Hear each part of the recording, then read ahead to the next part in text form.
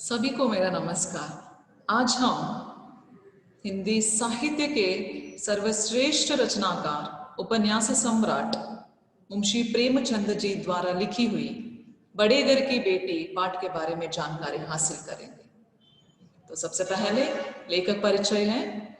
उपन्यास सम्राट और कहानीकार मुंशी प्रेमचंद जी का जन्म काशी के निकट लमही नामक गांव में सन 1880 में हुआ था। आपके पिता का नाम अजायब राय तथा माता का नाम आनंदी देवी था। आपका जीवन बहुत ही संघर्षपूर्ण रहा। आपने अनेक उपन्यास लिखे जिनमें गोदान, गबन, कर्मभूमि, सेवा सदन, रंगभूमि तथा निर्मला आदि बहुत ही प्रसिद्ध है। आपने 300 से अधिक कहानियां भी लिखी जो मानसरोवर के 8 भागों में संकलित है। आपकी रचनाओं में मानव जीवन एवं भारत के गांवों की दशा का मार्मिक चित्रण हुआ है। 8 अक्टूबर सन 1936 को आपका स्वर्गावास हुआ। प्रस्तुत कहानी बड़े घर की बेटी प्रेमचंद की श्रेष्ठ कहानियों में से एक है। सामाजिक जीवन के सूक्ष्म चित्रकार मुंशी प्रेमचंद ने इस कहानी में मध्यम वर्ग के गृहस्थ जीवन की एक ऐसी घटना को चित्रित किया है जो हमारे घरों में आए दिन घटती रहती है। आनंदी बड़े घर की बेटी है। संपन्न घर की सुविधाओं का अभ्यस्त होने पर भी उसने अपने आप को श्रीकंठ के रूढ़िग्रस्त तथा अभावों से पूर्ण घर के अनुकूल बना लिया। एक दिन श्रीकंठ के छोटे भाई लाल बिहारी सिंह के अभद्र व्यवहार के कारण आनंदी को क्रोध आ गया। झगड़ा यहाँ तक बढ़ गया कि दोनों भाइयों के अटूट प्रेम की कड़ियां शिथिल हो गई और लाल बिहारी घर छोड़कर जाने लगा।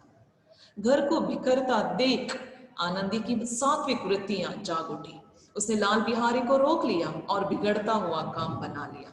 उच्च कुल की आदर्श महिलाएं कष्ट सहकर अपमानित होकर भी मर्यादा नष्ट नहीं होने देती। यही इस कहानी का संदेश है।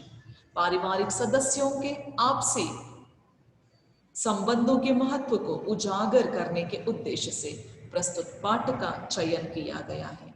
खास करके हम देख सकते हैं प्यारे विद्यार्थियों, प्रेमचंद जी द्वारा लिखी हुई ज्यादातर जो कहानियों में से जो हम देख सकते हैं ग्राम्य जीवन से संबंधित, उनमें से यहाँ पर इन्होंने जो चुनी हुई एक बड़े घर की बेटी, इस जो कहानी के द्वारा हमें पता चलता है कि हर एक के जो घर में जो घटने वाली जो एक घटना के रूप में प्रस्तुत है। ये हमारे घरों में आए दिन घटती रहती है, इसलिए कहा गया है कि मतलब हर एक के जो घर में वो दृश्य या नहीं तो ये घटना जरूर घटती है। तो इसी को क्या किया प्रेमचंद जी ने कथा के रूप में, कहानी के रूप में ले लिया और खास करके यहाँ पर जो परिवार से संबंधित, पारिवारिक समस्याओं से संबंधित कुछ विचारधाराओं को जो बताए गए हैं। और इसी के साथ साथ मैं ये भी बताऊंगी इस कहानी के द्वारा पारिवारिक सदस्यों के आपसी संबंधों के महत्व को, उनकी जो क्या महत्व होता है, जो रिश्ता जिस तरह होनी चाहिए, इस सारा जो विचार इस जो पाठ के द्वारा आपको देखने को मिलेगा। अभी चलिए देख लेते हैं। सबसे पहले पात्र परिचय। यहाँ पर बेनी माधव सिंह और उनके जो 2 बेटे, पहले का नाम श्रीकंठ सिंह और दूसरे का नाम लाल बिहारी सिंह, और श्रीकंठ सिंह की पत्नी आनंदी, इस तरह जो पात्र है। और इसके अलावा आनंदी के जो पिता का नाम भी यहाँ पर उल्लेख है, उनके बारे में भी कुछ बताए गए हैं। उनका नाम है भूप सिंह। तो आइए देख लेते हैं बड़े घर की बेटी कहानी। इस कहानी के द्वारा सबसे पहले बेनी माधव सिंह गौरीपुर गांव के जमींदार और नंबरदार थे। नंबरदार यानी जमींदार। उनके पितामह किसी समय बड़े धनधान्य संपन्न थे। उनके पितामह के जो बारे में बोल रहे हैं, उनके पिताजी के बारे में बोल रहे हैं।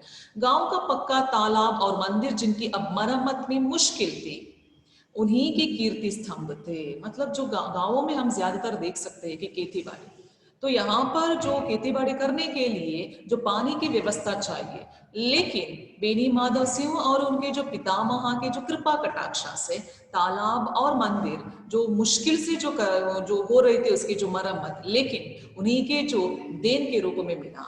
कहते हैं इस दरवाजे पर हाथी झूमता था। मान लीजिए वो कितने धन धान्य जो व्यक्ति थे, अब उसकी जगह एक बूढ़ी भैंस थी। लेकिन उस जमाने की जो बात कर रहे हैं बेनी माधव सिंह और उनके जो परिवार से संबंधित बातें कर रहे हैं, तो उस जमाने में क्या था है कि उनके जो दरवाजे पर हाथी झूमता था, लेकिन अभी उसकी जगह क्या है, एक बूढ़ी भैंस थी।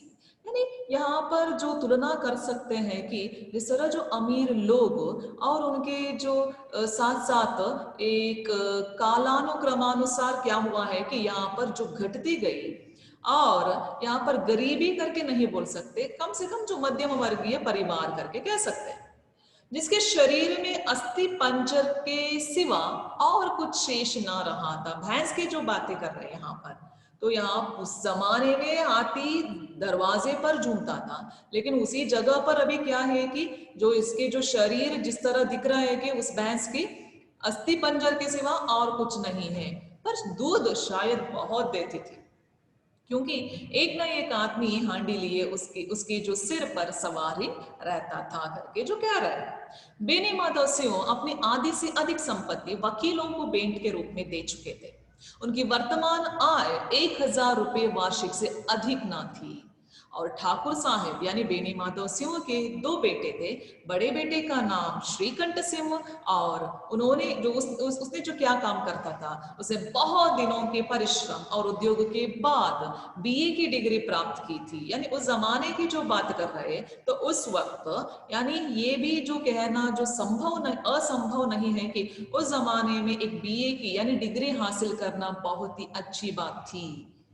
और अब एक दफ्तर में वो नौकर था, और छोटा लड़का यानी दूसरे बेटे का नाम है लाल बिहारी सिंह।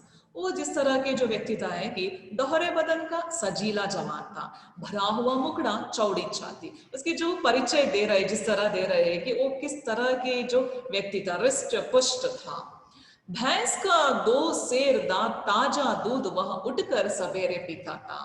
श्रीकंठ सिंह की दशा बिल्कुल विपरीत थी। जिस तरह यहाँ पर तुलना करना है कि बड़े बेटे श्रीकंठ सिंह जिस तरह के जो व्यक्ति था, और दूसरे बेटे लाल बिहारी सिंह जिस तरह के जो व्यक्ति था करके यहाँ पर बता रहे हैं, उनके जो कुल बिल्कुल विपरीत थी।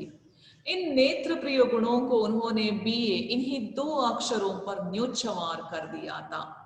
मतलब अपने पूरे जो जिंदगी जिस तरह इन्होंने सिर्फ पढ़ाई लिखाई में भी जो बिताया, इन 2 अक्षरों ने उनके शरीर को निर्बल और चेहरे को कांतिहीन बना दिया था। इसी से वैदिक ग्रंथों पर उनका विशेष प्रेम था, और आयुर्वेदिक औषधियों पर उनका अधिक विश्वास था। ये भी बता रहे प्रेमचंद जी। शाम सवेरे से उनके कमरे से प्रायः खरल की सुरीली कर्ण मधुर ध्वनि सुनाई दिया करती थी।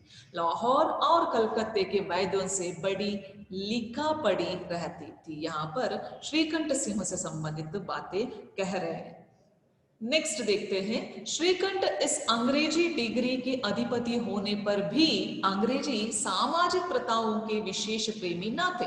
वो अंग्रेजी की डिग्री हासिल करने के बावजूद भी वो अंग्रेजी प्रेमी नहीं बन पाए, बल्कि वह बहुधा बड़े जोर से उसकी निंदा और तिरस्कार किया करते थे।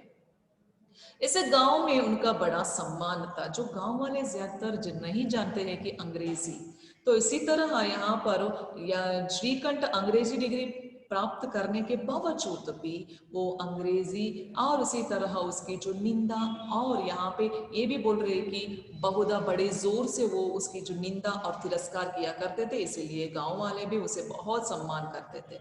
दशहरे के दिनों में वह बड़े उत्साह से रामलीला में सम्मिलित होते और स्वयं किसी न किसी पात्र का पार्ट लेते थे। वो पुराने जो जमाने में क्या हुआ करते थे कि जो खास करके आजकल वो दिखाई देना बहुत ही मुश्किल है, वो क्या करते थे कि एक ऐसे जो पार्ट या नहीं तो किसी जो खास करके किसी विशेष त्योहार पर कोई जो एक पात्र लेना, पार्ट करना, ये होता था, लेकिन अभिनय के रूप में वो प्रदर्शन करना। तो इसी तरह इसमें बहुत बड़ी जो रुचि थी श्रीकंठ सिंह के, और गौरीपुर में रामलीला के वही जन्मदाता थे करके जो कह रहे हैं। प्राचीन हिंदू सभ्यता का गुणगान उन्हीं की धार्मिकता का प्रधान अंग था, ये भी कह रहे हैं। सम्मिलित कुटुंब के तो वह एकमात्र उपासक थे। सम्मिलित कुटुंब, जॉइंट फैमिली जो बोलते हैं, उसी के जो एकमात्र उपासक, मतलब बहुत मायना रखता था इनके लिए। और ये भी बोल रहे हैं कि सम्मिलित कुटुंब में यानी बहुत अच्छा लगता था, तो इसके वजह से इसका एकमात्र उपासक थे वो। आजकल स्त्रियों को कुटुंब में मिलजुल कर रहने की जो अरुचि होती है, खास करके यहाँ पर प्रेमचंद्र जी मेंशन कर रहे हैं कि स्त्रियों को आजकल क्या करते हैं कि वो मिलजुल कर रहना पसंद नहीं करते करके बोल रहे हैं, लेकिन ऐसा नहीं होता है। हर एक जो स्त्री एक ही जो समान गुण वाले नहीं होते, कभी कभी कुछ ऐसे जो स्त्रियों को भी जो सम्मिलित कुटुंब में रहना वो पसंद भी करते हैं। उसे वह जाति और देश दोनों के लिए हानिकारक समझते थे। यही कारण था कि गांव की ललनाएं उनकी निंदक थी। जो गांव की सारी जो लड़कियां उसे क्या करते थे, निंदा करते थे, क्योंकि वो सम्मिलित कुटुंब ज्यादातर जो उसके जो उपासक थे और बहुत अच्छा लगता था, वो बहुत चाहता था। कोई कोई तो उन्हें अपना शत्रु समझने में भी संकोच ना करती थी। स्वयं उनकी पत्नी को ही इस विषय में उनसे विरोध था। यह इसलिए नहीं कि उसे अपने सास ससुर देवर या जेठ आदि से घृणा थी, बल्कि उसका विचार था कि यदि बहुत कुछ सहने और तरह देने पर भी परिवार के साथ निर्वाह न हो सके, तो आए दिन की कला से जीवन को नष्ट करने की अपेक्षा यही उत्तम है कि अपनी खिचड़ी अलग पकाई जाए। अद्भुत वाक्य है ये। यहाँ पर वो कहते हैं कि यहाँ जो परिवार वालों से जो मिलजुल कर रहकर फिर भी यहाँ पर जो ठीक ढंग से जो परिवार के साथ हमारा जो निर्वाह ना हो सकता है, तो आए दिन यानी आने वाले जो दिनों में इस तरह के जो कलह झगड़ा वगैरह जो हो जाता है, तो वो इसी से जो हमारे पूरी जिंदगी बर्बाद करने के अलावा बेहतर ये है कि जो अपनी खिचड़ी अलग पकाए जाए, यानी या नहीं तो अलग होके रहना ही बेहतर है करके जो बता रहे हैं। ये सभी बेनी माँ, यहाँ तक हमने देखा अभी तक जो बेनी माधवसिंह, उनके जो परिचय, उनके घर वालों के जो परिचय, खास करके उनके दो बेटे, एक श्रीकंठ सिंह और दूसरा लाल बिहारी सिंह के जो बारे में था, और श्रीकंठ सिंह के जो व्यक्तित्व के जो परिचय भी हमें मिला। अभी हम देख लेते हैं श्रीकंठ सिंह की जो पत्नी यानी आनंदी के बारे में। ये खास करके ये जो कहानी आनंदी से संबंधित है पूर्ण रूप से, तो इसलिए इनका जो परिचय भी हासिल कर लेते हैं। आनंदी एक बड़े उच्च कुल की लड़की थी। उसके बाप एक छोटी सी रियासत के तालुकेदार थे। आनंदी के पिता एक छोटी सी रियासत के तालुकेदार थे और ये बड़े उच्च कुल की लड़की थी करके कह रहे हैं। विशाल भवन, एक हाथी, 3 कुत्ते, बाज, बहरे, शिकरे, जाट, फानूस, ऑनररी मजिस्ट्रेटी और ऋण, जो एक प्रतिष्ठित तालुकेदार के भोग्य पदार्थ हैं, यह सभी विद्यमान थे। यहाँ पर हमें पता चलता है कि जो कहने की कोई विचार ही नहीं होता है कि यहाँ पे आनंदी एक ऐसी जो घर की जो लड़की थी, यानी एक शब्द में अगर कहूं तो ये विचार है वो अमीर घर की लड़की थी। नाम था भूप सिंह। आनंदी के जो पिता का नाम है भूप सिंह। बड़े उदार चित्त और प्रतिभाशाली पुरुष थे भूप सिंह, पर दुर्भाग्य से लड़का एक भी ना था। पहले जमाने में जो ऐसा विचारता है कि अगर जो लड़के हुए या नहीं तो जो बेटा हो, हम जाने के बाद उस जो पूरे जो घर यानी पूरे जो खानदान को देखभाल करने के लिए या नहीं तो ऐसे जो आगे बढ़ाने के लिए जो कुल का जो नाम जगाने के लिए एक लड़का तो होना चाहिए करके विचार, तो इसीलिए बहुत चाहते थे। यहाँ पर बता रहे हैं प्रेमचंद जी, दुर्भाग्य से लड़का एक भी ना था और 7 लड़कियां हुई और दैव योग से सबके सब जीवित रहे। उस जमाने की जो बात है, यहाँ पर जो बच्चे पैदा होने के बाद क्या होता है कि कभी कभी ये भी जो बदनसीब के जो वजह से क्या होता है कि चाहे वो बच्चे या नहीं तो माँ मर जाती है जो डिलीवरी के जो समय में, तो इसीलिए यहाँ पर मेंशन किया गया है कि 7 लड़कियां हुई और दैव योग से भगवान की जो कृपा कटाक्षा से सबके सब जीवित रही। पहले उमंग में, मतलब जो एक ऐसे जो उम्र आ जाता है लड़के की जो शादी करनी चाहिए, तो इसीलिए भूप सिंह ने ये सोच लिया है कि बहुत ही उमंग से, तो उन्होंने सोच लिया है कि 3 ब्याह यानी विवाह शादी दिल खोल कर किए। खास करके ये भी बता रहे हैं कि वो अमीर कुल के हैं, तो इसीलिए तालुकेदार है, तो अपनी जो विचारों के मुताबिक उन्होंने सोचने लगे कि मैं बहुत ही धूमधाम से मेरी जो सारी जो लड़कियों की विवाह करनी चाहिए करके। पर 15-20 हजार रुपयों का कर्ज सिर पर हो गया तो आंखें खुली। इसके पहले 3 लड़कियों की जो शादी दिल खोल कर उन्होंने कर लिया, फिर बाद में कुछ जो रुपयों का जो कर्ज सिर पर उठाना पड़ा, तो इसके वजह से बाद में उसकी जो आंखें खुल गई।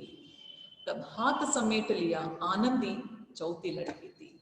जो जब चौथी लड़की की जो शादी करने की जो बारी आई, उस वक्त उन्होंने ये सोच लिया है कि मैं इस तरह धन को व्यय नहीं करनी चाहिए, क्योंकि और भी जो लड़कियां हैं उनकी जो शादी करनी चाहिए, बेटी है मेरी, तो इसीलिए मैं शादी करनी चाहिए करके उसके जो विचार था मन में था।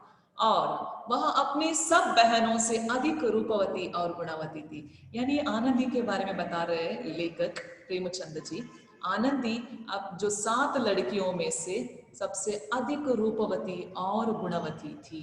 इसे ठाकुर भूप सिंह उसे बहुत प्यार करते थे। सुंदर संतान को कदाचित उसके माता पिता भी अधिक चाहते हैं। हर एक के लिए जो अपने बच्चे प्यारे ही होते हैं, लेकिन लेखक प्रेमचंद जी यहाँ पर बता रहे हैं कि सुंदर संतान को कदाचित अब उसके माता पिता भी अधिक चाहते हैं करके।